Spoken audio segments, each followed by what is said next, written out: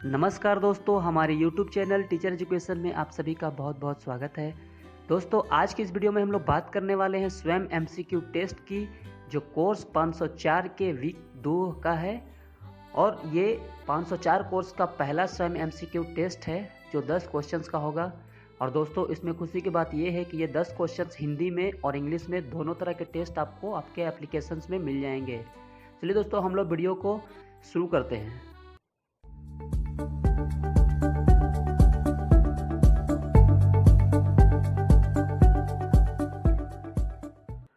दोस्तों, इस टेस्ट को देने के लिए हम सबसे पहले अपने मोबाइल के स्वयं एप्लीकेशन में आ जाते हैं। आपको पता होगा कि जब भी हम स्वयं का ऐप्स खोलते हैं तो हमें नोटिफिकेशंस आइकन पे सबसे पहले लेकर के चला आता है। ये बाय डिफ़ॉल्ट होता है। और उसके बाद हम लोग को टेस्ट देने के लिए इस किताब वाले आइकन पर जाना होता है। आज हम लोग इस वीडियो में 504 कोर्स के वीक दूसरे सप्ताह का हम लोग टेस्ट देने वाले हैं। लेकिन दोस्तों, उससे पहले मैं आपको एक बात बता दूं कि अगर आपने इन कोर्स को इनरोल नहीं किया है तो आपके नोटिफिकेशंस में ये कुछ भी शो नहीं करेगा। तो सबसे पहले आपको जो है वो सारे कोर्स को इनरोल करने हैं। मैंने इनरोल करने का तरीका पहले बता दिया है और इस वीडियो की लिंक भी इस वीडियो के डिस्क्रिप्शन में आपको मिल जाएगा। दोस्तों, सबसे पहले 501 से लेकर के 504 तक इनरोलमेंट कर लें और उसके बाद ही आप सभी का टेस्ट दे पाएंगे। इससे पहले भी बहुत सारे टेस्ट हुए हैं, सभी टेस्ट को आप दे सकते हैं। और ये 504 का पहला टेस्ट है दोस्तों। तो यहाँ पर मैं 504 पे आ गया हूँ, जिसमें आप देख सकते हैं learning mathematics at elementary level. तो इस 504 पे हम लोग क्लिक करते हैं। अब दोस्तों, इसमें वीक 1 में कुछ भी नहीं था, यहाँ पर देख सकते हैं कोई टेस्ट नहीं था। अब हमें आना है वीक 2 में। जब वीक 2 में आते हैं दोस्तों, यहाँ पर 2 टेस्ट दिखाई दे रहा है। हालांकि ये 2 टेस्ट नहीं है बल्कि एक ही टेस्ट है। ये जो ऊपर आपको दिखाई दे रहा है वो टेस्ट हिंदी में इंग्लिश में है, और जो नीचे दिखाई दे रहा है वो हिंदी में है। टेस्ट वही है, how children learn mathematics. Hindi में लिखा हुआ है बच्चे गणित कैसे सीखते हैं। तो मैं यहाँ पर जो टेस्ट अभी देने वाला हूँ वो हिंदी में देने वाला हूँ। हालांकि क्वेश्चन दोनों में सेम ही है, इंग्लिश वाले भी इसे देख करके अच्छे से समझ सकते हैं और आंसर सही सही बना सकते हैं। चलिए दोस्तों, हम लोग इस टेस्ट पे क्लिक कर लेते हैं। और जैसे ही हम लोग टेस्ट पे क्लिक करते हैं, यहाँ पर देख सकते हैं कि अभी तक इसे 7000 लोगों ने टेस्ट को दे दिया है। और ये दोस्तों टेस्ट काफ़ी इंपॉर्टेंट है आप सभी के लिए। जितने भी दोस्त NIOS से DLED कर रहे हैं सभी के लिए MCQ टेस्ट काफ़ी इंपॉर्टेंट है, क्योंकि ये सारे टेस्ट जो है एग्ज़ाम में आने के चांसेस है। इनमें से जो भी क्वेश्चंस होंगे वो आपको 15 क्वेश्चंस एग्ज़ाम में आएंगे सारे टेस्ट को मिला करके। तो आप इन सब की टेस्ट को एक जगह कॉपी बना करके रख लें और उसी में से ऑब्जेक्टिव क्वेश्चंस के रूप में इसे पढ़ें और अपने मेमोरी में सेव करके रखें। क्योंकि दोस्तों, स्वयं जो हमारे NIOS के चंद्रभूषण सर हैं, जो चेयरमैन भी हैं इनके, तो उन्होंने साफ साफ कहा था कि आपको जो है वो स्वयं पोर्टल के माध्यम से ही ज़्यादातर पढ़ाई करनी है और इसी से आपको एग्ज़ाम में अच्छा कर सकते हैं।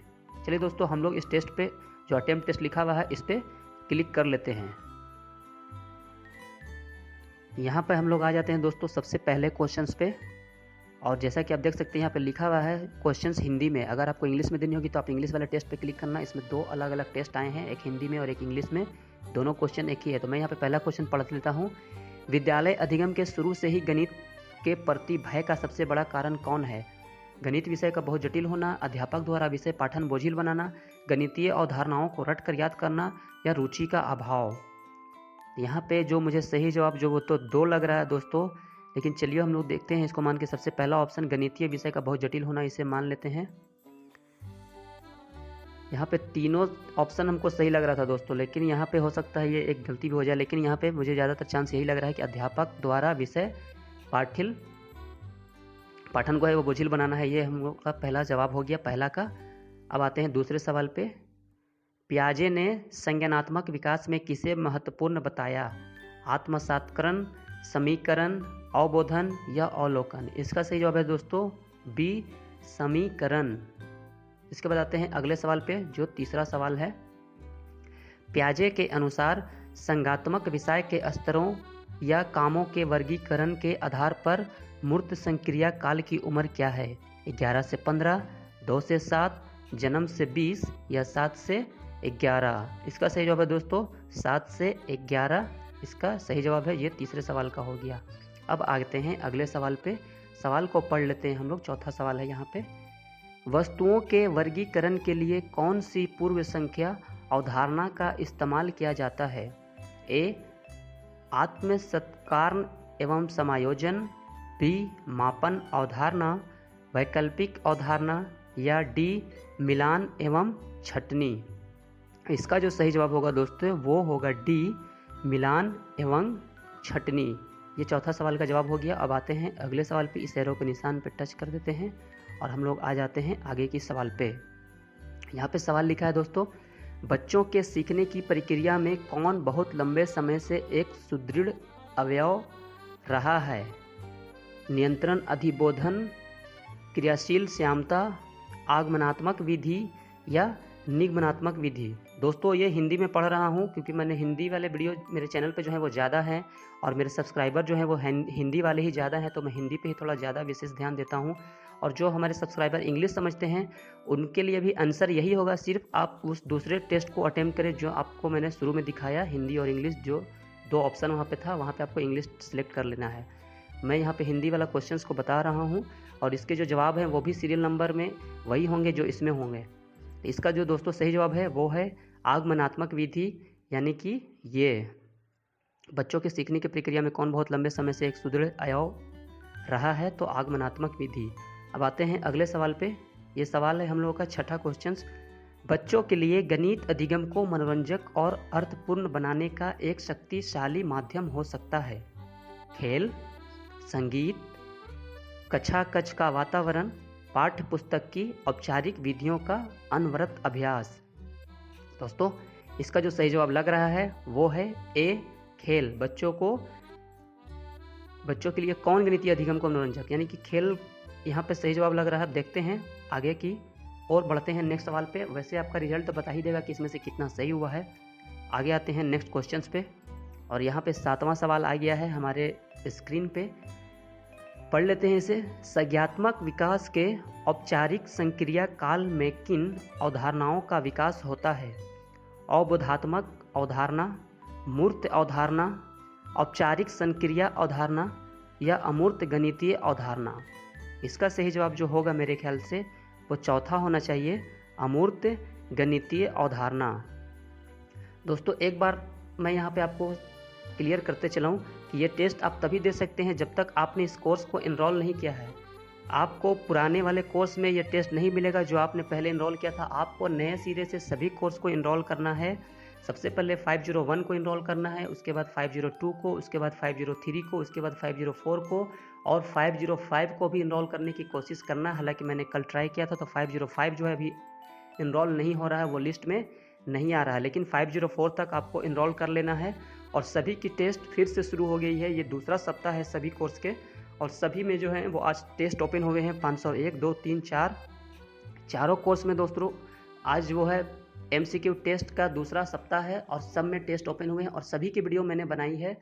आपको सारे टेस्ट की वीडियो इस वीडियो के डिस्क्रिप्शन में मिल जाएगी, वहाँ पे लिंक है, आप उस पर क्लिक करेंगे और MCQ टेस्ट पे पहुँच जाएंगे। और दोस्तों ये MCQ टेस्ट आपके लिए कितना इंपॉर्टेंट है ये बार बार बताने की ज़रूरत नहीं है। आप सभी टेस्ट को जितने इसके क्वेश्चंस हैं, आंसर हैं, सबको एक जगह नोट्स की तरह बना लें, किसी कॉपी पे या नोटबुक में अपनी जगह पर कहीं लिख लें और सबको एक बार ज़रूर पढ़ लें एग्ज़ाम देने से पहले, क्योंकि एग्ज़ाम में हम लोगों के 15 क्वेश्चन जो हैं वो सिर्फ और सिर्फ ऑब्जेक्टिव टाइप आने वाले हैं और वो ज़्यादा चांस है कि इसी स्वयं MCQ टेस्ट के ही क्वेश्चंस होंगे। इसीलिए इस पर मैं ज़्यादा जोर देता हूँ। और जितने भी अभी तक मैंने वीडियो बनाई है जो मैंने ऑब्जेक्टिव, वेरी शॉर्ट और लॉन्ग क्वेश्चन आंसर के, वो भी स्वयं स्वयं ऐप्स के द्वारा जो दिए गए हैं वीडियो और PDF फाइल, उसी में से सारे क्वेश्चंस को मैंने निकाला है और आपके लिए बनाया है। क्योंकि हमारे सर ने मना किया है, चंद्रभूषण सर जो NIOS के चेयरमैन हैं, उन्होंने साफ साफ कहा है कि बाहर की किताबों को ना पढ़ें, उनसे आप एग्ज़ाम में अच्छा नहीं कर सकते हैं। इसीलिए हम लोग को स्वयं पे ज़्यादा विशेष ध्यान देना है। अब आते हैं आगे की नेक्स्ट क्वेश्चन पे जो कि 8वां है। करो, बात करो और रिकॉर्ड करो। नमक गणितीय प्रक्रिया के विचार को किस गणितीय शिक्षवाद ने प्रस्तुत किया? ब्रूनर, पियाजे, जेम्स या हैवियत ब्रेड। यहाँ पे 4 जो हैं गणितज्ञ के नाम हैं। करो, बात करो और रिकॉर्ड करो, ये किसने प्रस्तुत किया था? तो इसका सही जवाब है दोस्तों हैवियत ब्रेड, ये इसका सही जवाब है। अब आते हैं आगे की वीडियो में जो कि 9वां क्वेश्चन है। 9वां क्वेश्चन पढ़ लेते हैं यहाँ पे दोस्तों। पियाजे के अनुसार संरक्षण और रूपांतरण पर किसकी प्रक्रिया निर्भर है? पियाजे के अनुसार संरक्षण और रूपांतरण पर किसकी प्रक्रिया निर्भर है? ऑप्शन ए मापन की, ऑप्शन बी गणना की, ऑप्शन सी आरेखन की या ऑप्शन डी निर्णयन की। इसका जो सही जवाब होना चाहिए वो होना चाहिए मापन की। पियाजे के अनुसार संरक्षण और रूपांतरण पर मापन की निर्भर है। ये इसका सही जवाब है दोस्तों 9वां क्वेश्चन का, पियाजे के अनुसार। अब आते हैं आगे के क्वेश्चंस पे, जो 10वां क्वेश्चन है और साथ ही साथ इस MCQ टेस्ट का आखिरी क्वेश्चन भी है। बोध एवं निरूपण किसकी मूलभूत प्रक्रिया है? वस्तु को प्राप्त करने की, गणित के प्रश्नों का समाधान करने की, समायोजन और आत्मसातकरण में संतुलन करने की, सोच को विकसित करने की। यहाँ पे जो है वो थोड़ा शुद्ध हिंदी दिया हुआ रहता है तो कभी कभी समझने में मुश्किल हो जाती है। इसका जो सही जवाब है दोस्तों, बोध एवं निरूपण किसकी मूलभूत प्रक्रिया है? तो सोच को विकसित करने की। ये इसका डी सही जवाब है। अब हम लोग आते हैं, एक बार पीछे से फिर से आ जाते हैं और एक बार इसको चेक कर लेना है दोस्तों कि हम लोगों को कहीं कोई क्वेश्चन छूट तो नहीं गया है। तो इस तरह से हम लोग एरो पर निशान लगा करके फिर से पहले क्वेश्चन पे आ जाते हैं। ये हमारा पहला क्वेश्चन है, दूसरा, तीसरा, चौथा, पांचवा, छठा, सातवां, 8, 9 और 10। इस तरह से हम लोगों ने 10 क्वेश्चंस को चेक कर लिया बारी बारी से कि किसी में कोई छूटा तो नहीं था। हम लोगों ने देख लिया कि यहाँ पे कोई क्वेश्चन छूटा नहीं है। अब इसे हम लोग जो है वो सबमिट करेंगे। जो ऊपर यहाँ पे लिखा हुआ है सबमिट, इस पे ऑप्शन पे हम लोग क्लिक करेंगे। यहाँ पर दोस्तों जो है वो शायद नेट का प्रॉब्लम है, इसे ऑन कर लेते हैं, या नेटवर्क नहीं है इसकी वजह से जो है इसका नेटवर्क चला गया है। तो हमें इसे एक बार फिर से रिलोड कर, और यहाँ पे जब हम सबमिट करते हैं तो हमेशा की तरह यस और नो पूछता है, तो आपको यस करना है। और जब दोस्तों हम लोग इस टेस्ट को सबमिट करते हैं तो देखिए यहाँ पे रिजल्ट आ गया है आपका। वो कोई एक क्वेश्चन जो है इसमें दोस्तों गलत हो गया है, तो उसके लिए कोई टेंशन वाली बात नहीं है। आपको मैं इसका गलती का आंसर जो है वो मैं ढूंढ कर बता दूंगा। शायद किसी पे जो डाउट हो रहा था ये वही क्वेश्चन हो सकता है। तो 10 में से 9 सही हो गया, तो ये 90% आपके सही है। 90% काफ़ी होता है। आपको एग्जाम में जो है वो गलत नहीं करना, क्योंकि वहाँ पर 1 नंबर कट जाएंगे और 1-1 नंबर वहाँ पे कीमती होता है। ये सिर्फ आपके स्वयं रिपोर्ट को जो है प्रोग्रेस रिपोर्ट को बढ़ाएगा, लेकिन ये क्वेश्चंस आपके इंपॉर्टेंट है जो एग्जाम में आ सकते हैं। दोस्तों अगर आपको ये वीडियो अच्छी लगी हो तो इसे लाइक कर दें और इसे ज़्यादा से ज़्यादा शेयर करें और चैनल को सब्सक्राइब करके बेल आइकन को दबाना नहीं भूलें। मिलते हैं आगे की वीडियो में, धन्यवाद।